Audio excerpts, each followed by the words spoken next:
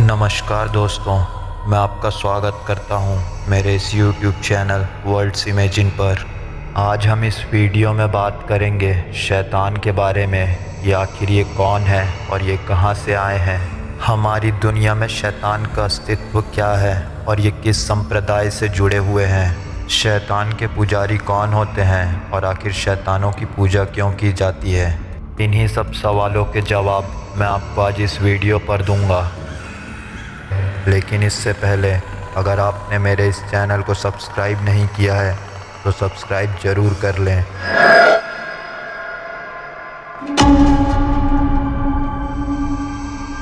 तो चलिए स्टार्ट करते हैं आज का ये इंटरेस्टिंग वीडियो और जानते हैं कुछ रोचक तथ्य शैतान के बारे में।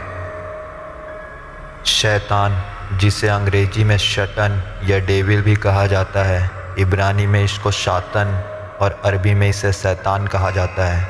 इसका शाब्दिक अर्थ होता है दुश्मन, विरोधी या अभियोगी। शैतान इब्राहिमी संप्रदायों से जुड़ा हुआ एक तत्व है। इब्राहिमी संप्रदायों में सबसे दुष्ट अस्तित्व का नाम है शैतान, जो दुनिया की सारी बुराइयों का प्रतीक माना जाता है। इन संप्रदायों में ईश्वर को सारी अच्छाई प्रदान की जाती है, तो वहीं दूसरी ओर शैतान सारी बुराइयों का भागीदार कहलाता है।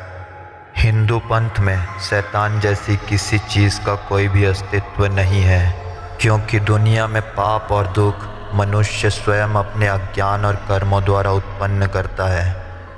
ईसाई, इस्लाम और यहूदी मतों के अनुसार शैतान पहले ईश्वर का एक फरिश्ता था, जिसने ईश्वर से विद्रोह किया और इसके बदले ईश्वर ने उसे स्वर्ग से निकाल दिया। ये पृथ्वी पर मनुष्यों को पाप के लिए उकसाते हैं और उनसे ऐसे पाप करवा देते हैं जिसके बारे में आप सोच भी नहीं सकते। कई लोग शैतानों को नर्क का राजा भी मानते हैं। शैतान शब्द अन्य दुष्ट भूत प्रेत और दुष्ट देवों के लिए भी प्रयुक्त होता है। शैतानी धर्म में शैतान को देवता मानकर उनकी पूजा की जाती है।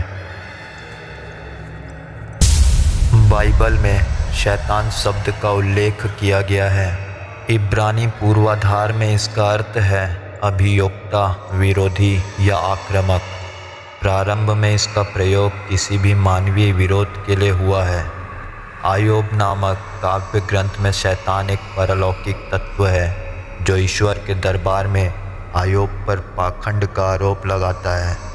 यहूदियों के निर्वासन काल के बाद 6ठी शताब्दी ईसा पूर्व में शैतान एक दुष्ट देवदूत है जो मनुष्य को पाप के लिए प्रलोभन देता है। बाइबल के उत्तराधार में शैतान को बुराई के समकक्ष बताया गया है, अथवा ये किसी व्यक्तिगत सत्ता का नाम है। बाइबल में शैतान को दुष्ट देवदूत, ईश्वर का विरोधी, दुष्ट, प्राचीन सर्प तथा पाताल लोक का नायक भी कहा गया है। यहूदी संप्रदायों में प्रचलित है, जहाँ मसीह अथवा उसके शिष्य जाते हैं वहाँ शैतान अधिक सक्रिय बन जाता है, क्योंकि यहूदियों का मानना है मसीह उसको पराजित करेंगे और उसका अस्तित्व मिटा देंगे।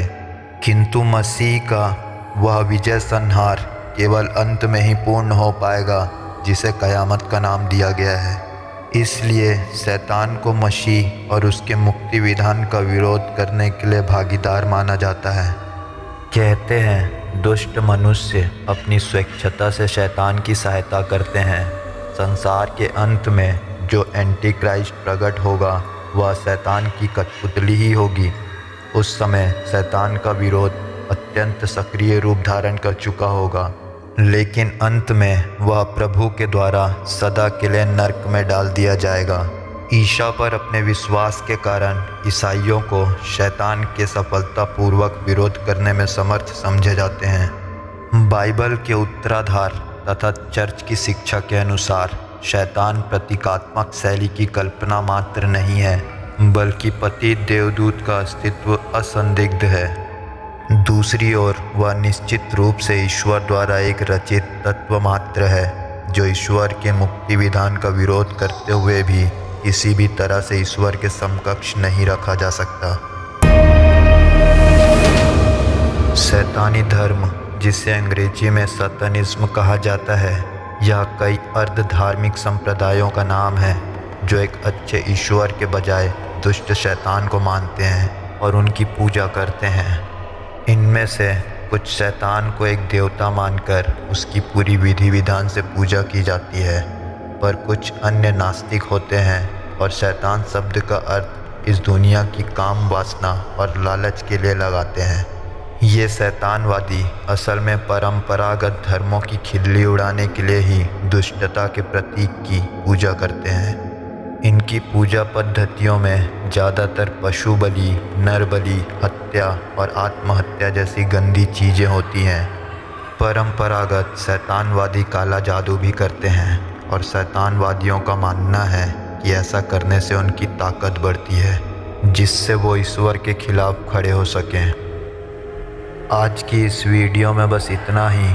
अगर आपको यह वीडियो अच्छा लगा हो तो इस वीडियो को एक लाइक ज़रूर करें। धन्यवाद।